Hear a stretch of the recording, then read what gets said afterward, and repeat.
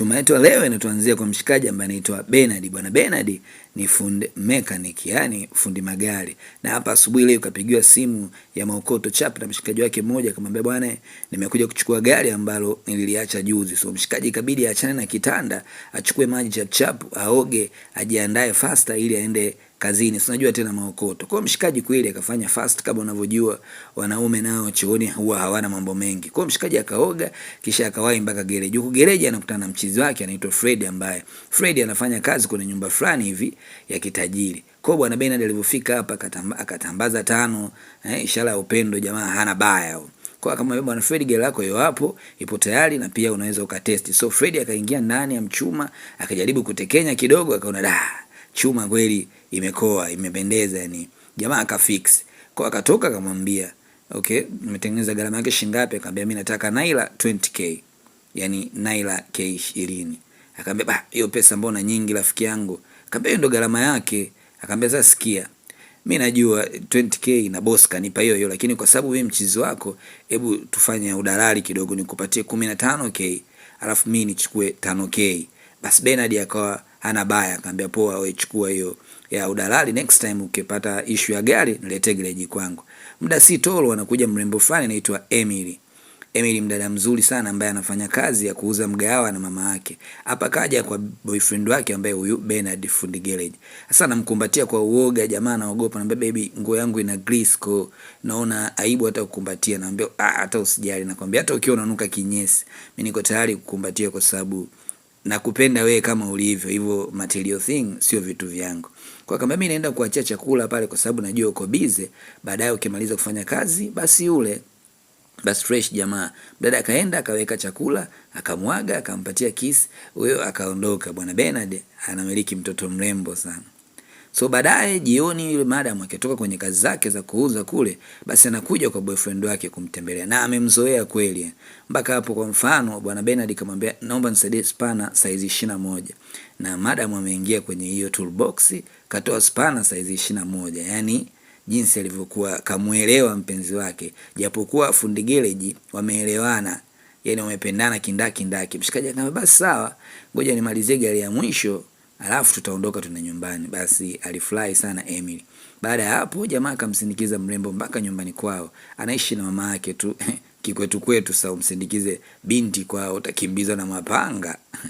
Jamaa akamuita Emily akamwambia, "Sasa unaondokaje bila kunibusu?"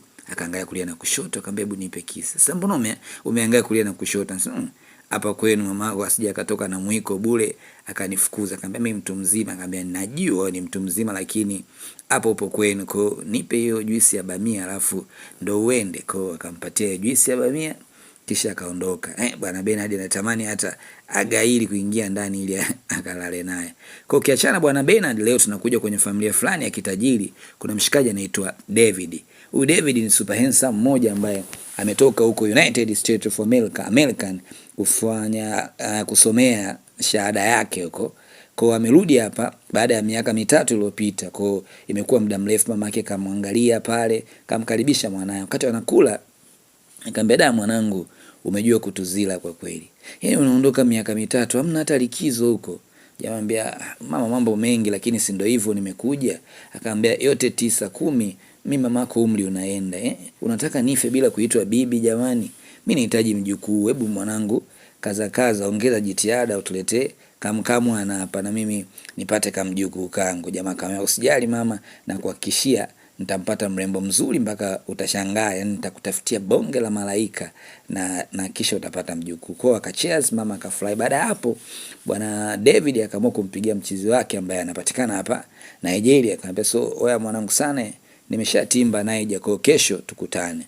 Kwa wakati anaondoka hiyo siku ya pili kumekucha, anataka kuchukua gari, anaambiwa gari kidogo ina changamoto, haijaendeshwa muda mrefu, kwa inahitaji iende service. Jamaa akamwambia, "Poa, nitapeleka garage." Akamwambia huyo bwana Fred, akamwambia, "Kumbuka Fred ana rafiki na Bernard." Kwa akatupia mpira kwa garage ya mchizi wake. Akamwambia, "Bwana, hapo mbele kuna kona fulani hivi, kuna mtaa kati hapo kuna ka garage fulani hivi ambapo kuna jamaa faster sana na anaweza kurekebishia. Muda si tu ukafanikisha unachokitaka. Kwa nenda hapo boss wangu, hautojutia." Basi bosi akachukua gari akaenda mpaka kwenye hiyo garage ya bwana Bernard. Kwa kukutana na Bernard, akamwambia, "Bwana, unamjua Fred?" Nikamwambia, "Oh, Fred nampata vizuri, rafiki yangu sana." Akamwambia, "So Fred ndo kanielekeza hapa na hili ndo gari langu nahitaji lifanywe service." Nikamwambia, "Poa, niachie funguo." Akamwambia, "Mlango uko wazi." Akamwambia, "Basi boss, tulia kwenye kivuli hapo, mimi nirekebishe." Kwa mshikaji akaanza kama kawaida yake kufanya pilika zake, akazama chini ya gari kurekebisha. Wakati huo anakuja Emily kumletea msosi. Akamwambia, "Oh baby, nimekuletea chakula but naona uko busy, ngoja nikuwekea hapa, alafu baadaye utakula." Wakati anaweka chakula akamuona huyo David, akamsalimia tu, "Habari ya asubuhi." Jamaa kumuona huyo mrembo na kuambia kapagawa. Hiyo inaita love from the first sight. Yaani unamuona mtu siku hiyo na siku hiyo una fall in love. Kwa hiyo jamaa akajikuta kashampenda. Kwa hiyo kaja kwa mshikaji kamwambia, "Gari lako mimi tayari nishakumalizia." Jamaa kaingia ndani katekenya kidogo, kitu kimejibu, akamwambia, "Okay, gari imewaka, nimependa inavunguruma na maokoto ni shilingi ngapi?" Kamtajia kwa boss bila yana, kampatia pesa. Wakati anaondoka kwa njiani nakwambia anapiga simu anacheka cheka, anatabasamu. So unajua akaona mtoto mzuri, kwa kampigia simu rafiki yake kamwambia, "Njoo maskani nipo njiani." Na kweli bwana mchizi wake kafika on time, wamekumbatiana pale, wameenjoy unjua muda mrefu miaka 3. Kwa kakaa chini. Nikamwambia, "Okay, umekuja Nigeria inabidi uoe sasa." Naambia hiyo sio la kuchelewesha kwa sababu nafikiri nishampata mke wa kumuoa. Mwanamke fulani hivi ana shape nimemuona leo. Yaani sio shape tu, uzuri wake ni kama kadondoka kutoka mbinguni hivi rafiki yangu. Anambia, baba punguza munkari. Yaani umelala siku moja tu, leo tayari ushamuona wewe malaika kaka." Anambia, "Kweli yani ni mzuri lakini cha ajabu sijapata namba ya simu, simjui wala hata jina, sijui hata nampataje." Jamaa amepagawa lakini ndio hivyo kampenda kiukweli kweli. Wakati ana mtu anayemzungumzia huku ndio kwanza yuko na mpenzi wake, penzi zito kilo 150, kisi za kutosha, wanaenjoy kabisa penzi lao changa. Huku bwana David halali nakwambia anacheka ageuke huku. Hivi inaitwaje kitaalamu yani? Mtu unamfikiria kiasi hichi unashinda maka kulala. Huku kwao na wenyewe mapenzi yao yamekolea mpaka pale ambapo Emily anamwambia, "Bwana Bernard, mimi nataka kurudi nyumbani." Bernard anagoma, "Jamani basi lala hata mara moja." Ambia, "Mama ataniua, nisindikize." Kwa hiyo bwana Bernard inabidi amsindikize, hajaoa bado kumbuka. Kwa siku ya pili bwana David akaona so unyonge, ngoja niende kwenye ile garage, maybe tampata tena yule mdada.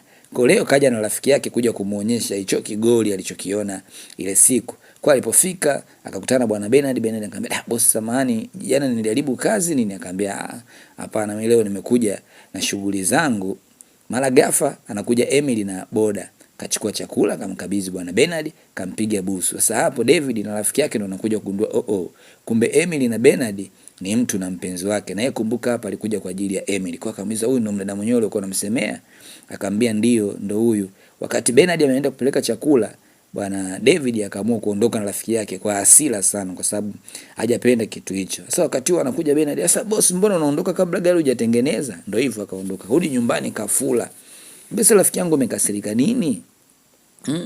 Sasa kicho ukuuzi wewe ni nini mpaka unaondoka kwa hasira? Ambia haiwezekani mrembo kama yule ana date na fundi garage. Fundi garage amesa garage ya fundi garage ana moyo, mbona naona unakuwa mbaguzi hivyo? Hebu achana naye, ushajua ana mtu wake, muache. Akamwambia, "Mimi nakwambia hivi na hapa mbele ya Mungu nitatumia kila nilichokuwa nacho kuhakikisha nampata yule mrembo." Akamwambia, "Sasa hapo rafiki yangu unazingua. Mapenzi hawalazimishi hivyo." Akamwambia, na wewe kama unajikuta Uncle T, sijui mshauri, sijui Chris Mauki, hebu ondoka nyumbani kwangu hapa. Sitaki kushauriwa." Ndio inakuaga hivyo kwenye mapenzi, watu wengi hawapendi kushauriwa mapenzi bwana. Kweli kizungumkuti. Kwa mamake kaja akamwambia, "Mwanangu, mbona upo sawa? Unajua kina mama wanaelewa sana wanao." Akamwambia, "Mama, mimi najisikia vibaya, nahitaji kupumzika." Akamwambia, "Basi kapumzike, sasa mbona umekaa hapo?" Kwa jamaa akatoka kaenda kupumzika. Wakati huku nao penzi lao linazidi kukolea kutoka kilo 150 mpaka kilo 500 sasa hivi. Nakwambia wanacheza na vigame, wako wametulia. Jamaa geto lake lenyewe godoro katandika chini, lakini no way mrembo kampenda hivyo hivyo. Najua penzi likiwa jipya mnaweza mkacheza hata kombolela watu wawili ndani peke yenu. Basi tuko wamecheza michezo, wanatekenyana, wanaenjoy, kiufupi wanapendana. Lakini huku kwa brother David mambo ni magumu. Yaani ajui hana namba, ajui pa kumpata na bado amemkaa kichwani mwake. Mama yake alivyokuja akagundua mwanae yupo sawa. Akamuuliza, "Mwanangu, nini shida?" Akamwambia, "Kuna mkataba nimeukosa kazini." Mama yake akaweka hiyo kawa yake chini, amuelekeza. Akamwambia, "Sikia mwanangu, mimi nishawahi kufanya kazi kwenye issue za mikataba na kukosa mkataba sio kitu kibaya. Huenda haukuwa makini kwa sababu ili mtu akupatie mkataba inatakiwa umvutie zaidi ya mpinzani wako. inatakiwa wewe uwe na portfolio, uonyeshe jitihada binafsi, uwe una kitu cha kutoa ili mtu huyo akupe mkataba wewe. Kwa jamaa, japo mama amempa wazo kuhusu mkataba, lakini kwa mshikaji akaligeuza kwa kumbe kwa Emily natakiwa nijiongeze, nihakikishe kwamba namzidi Bernard ili Emily abaki kuwa wangu. Kwa leo kaja akatega gari lake hapa. Emily ile amekuja akamwaga tu Bernard yuko na boda, jamaa akampingia kwa mbele. Kwa akamsifia pale, akamsimamisha, akamwambia unajua Emily, wewe ni msichana mrembo sana na kwako nimevutiwa kama sumaku vile. Kwa sipo tayari kumwachia ndege mzuri kama wewe apeperuki. Natamani wewe uwe wangu, nikumiliki, nikupatie kila kitu ambacho unataka. Emily akafly akamwambia sikia bwana David, umesema unaitwa kusema ukweli ile shamba bwana limepata mkulima, na hapa huwezi kuambua chochote, na yote 9-10 mimi huwezi kunimiliki kwa sababu mimi so kitu, na nampenda sana mpenzi wangu. Akamwambia nani? Bernard. Bernard fundi gereji. Akamwambia huyo ndo nampenda sana. Akamwambia boda tuondoke. Bwana David akaa leo limemshuka, lakini unajua wanaume achoki, anajua tu sometimes mtu akikwambia hapana maana yake jaribu tena. Baada ya hapo Emily akaenda kuwasimulia marafiki zake, jamani, kuna mkaka handsome yuko na gari leo kanitongoza. Huyu rafiki yake mmoja ana tamaa, jamani, amekutongoza na umemwambia nini? Akamwambia mimi sijamkubalia, unajua nampenda Bernard. Akamwambia Bernard miaka 4 haja kuoa mpaka leo bado unang'ang'ania tu nampenda. Ule rafiki yake akamwambia na wewe umezidi, mbona bwana wako miaka 9 lakini haja kuoa? Akamwambia bwana mtajua wenyewe, mimi nishamkubali Bernard na ule nishamkatalia, hivyo imeisha. Huko David usiku jamaa anazidi tu kupiga hatua. Kwa leo kaamua atumie kete ya mzazi. Kwa kampigia mama yake na Emily kuulizia issue za biashara za mgahawa. Huko wakati bwana Bernard anamsindikiza mrembo wake anaonekana hayuko sawa. Akamwambia baby, shida nini baby? Akamwambia shida ni kwamba kuna jamaa ananitongoza, ananisumbua. Akamwambia baby, wewe ni mrembo lazima kutongoza. Akamwambia shida sio hiyo, shida ni David, na anavuka mipaka kwa sababu anampa mamaangu ela, anaongea na mamaangu kwenye simu, anataka kuja na mgawani kwetu kuja kuwekeza kwao, na Ofia anaweza akamnunua mama kwa sababu mama anapenda sana pesa. Jamaa akachanganyikiwa. Sasa vipi kuhusu mimi na wewe, penzi letu itakuwaje? Akamwambia usijali, ndio maana nimekuambia kwa sababu wewe ni wa kwangu. Kwa akamkumbatia, ndio hivyo kamtia moyo. Siku ya pili jamaa katia mguu kwenye huo mgahawa. Jana aliongea na mama kwenye simu, leo kaja moja kwa moja. Ile kaingia tu rafiki machepele akamuuliza huyu kaka ndo nani? Akamwambia wewe ndo David nilokuwa nakwambia. We ndo huyu? Ambia David akakaa hapo akaagizia wali nyama. Kwa mama akamwambia okay Emily, hebu mpatie mgeni wetu wali nyama. Emily hataki kwenda, japo ni mteja, lakini kwa sababu mteja mwenyewe ndi David ashamtupia nanga, hapendi hata kidogo. Akaenda kuchukua chakula akampatia, lakini hata kumpatia kwenyewe anampatia ile kwa kumnyali. Bwana David anamuongelesha ajibii, huyu anajishobokesha, chukua kaka kunywa maji. Yaani anajichekesha Emily akamuita nje. Kimbivyo mbona una stala Yaani mwanaume umjui unamshobokea tu kiasi hicho. Una shida gani wewe? Unashindwa kujizuia na wewe mkaka, jamani handsome mkaka anajua kuongea vizuri. Wakati wapo nje anasikia tu ndani kelele, bosi una baya, ukifa uozi, ukioza unuki. Yaani wewe ni mtakatifu, ushasamehewa dhambi zako. Kama jamani, shida nini? Mbona wanampigia saluti? Anambia wewe David, nakwambia amelipia wote na kalipia waje kula miezi 6 mfululizo, yani kalipa chakula cha miezi 6. Akamwambia jamani, mkaka ana tabia nzuri huyu rafiki yake na Emily. Emily akakasirika, akaona huyu jamaa anakoenda atawanunua hata hawa kwa pesa, kwa sababu wanaonekana kabisa rahisi kushawishika na pesa. Sasa umekasirika nini? Uone kama bwana David ni mtu fulani hivi ana roho nzuri. Akamwambia amjui tu, anachokifanya ni anawanunua kwa pesa, yani anatumia pesa yake kuwalainisha nyinyi. Mara jamaa akaja akamwambia sikia mrembo, mimi nataka wewe uwe wangu wa maisha, yani wakufa na kuzikana. Nataka wewe nikuveshe pete, nikupeleke vacation sehemu tofauti, nikupe kila unachokitaka, yani hakikisha unakuwa malkia wa Lagos nzima. Lakini Emily akuvutiwa na swaga za mshikaji ko akaondoka. Shemeji akasema usijali, nitahakikisha anakuwa sambamba na wewe. So unajua kama shemeji na wenyewe wakishupalia.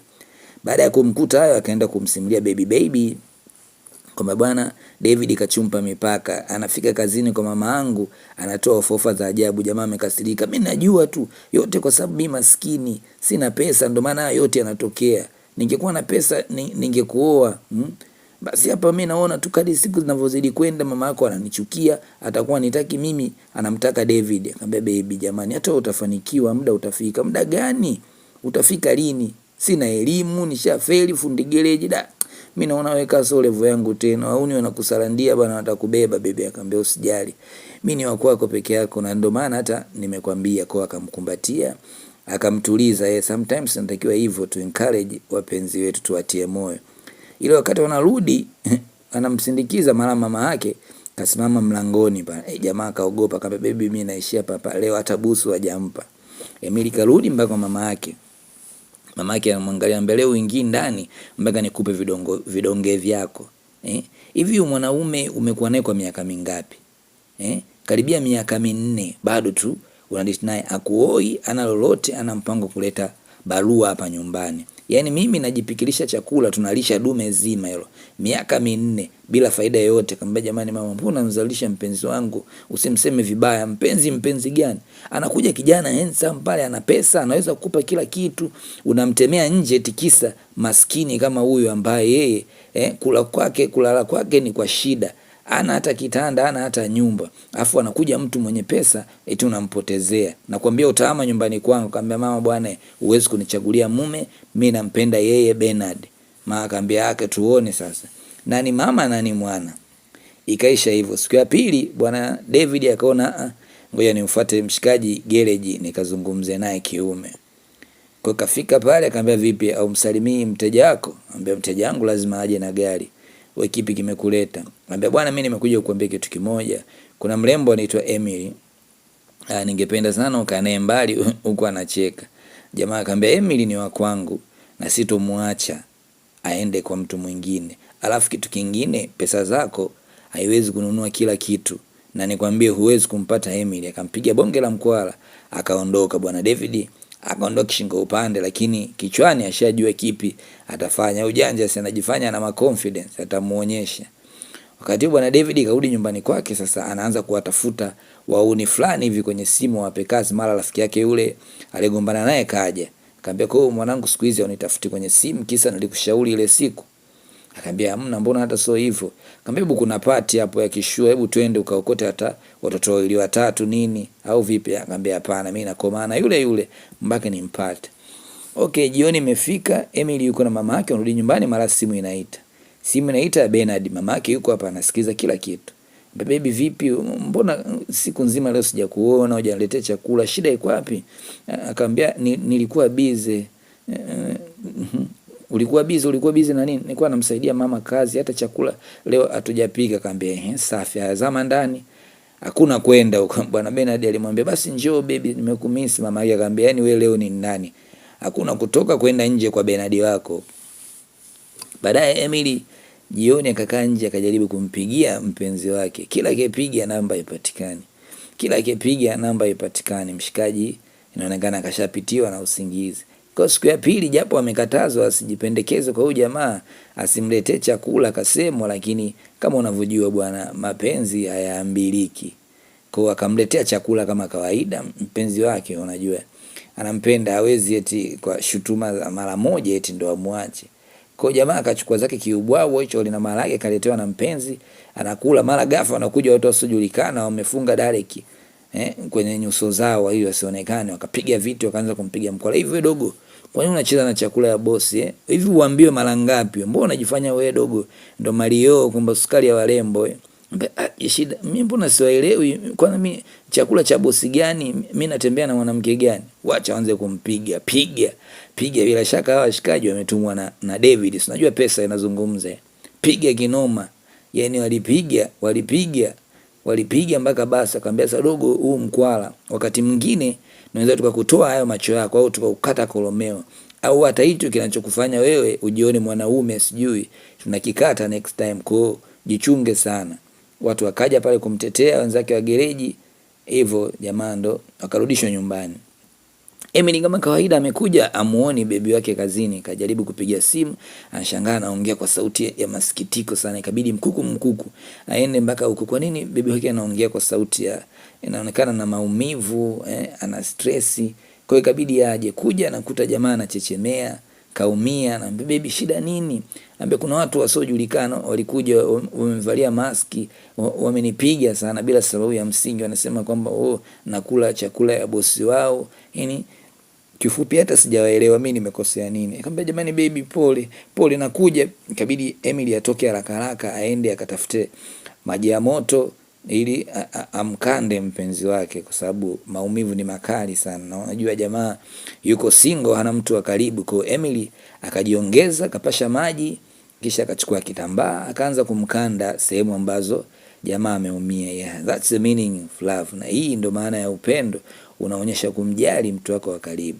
Siku ya pili huku bwana David anaendelea kujipendekeza. Leo kaja na kipaseli kimzigo fulani hivi, zawadi. Kwa hiyo kamuita, mpenzi wangu Emily, nimekuletea zawadi. Emily kamsonya, nani mpenzi wako? Unaweza kuwa na mpenzi kama mimi? Nikamwambia nimekuletea zawadi, basi pokea. Akagoma. Huyu kufungua, huyu kisebengo kasema Mungu wangu ni iPhone. Hiyo iPhone nakwambia inafika mpaka milioni 2 naira.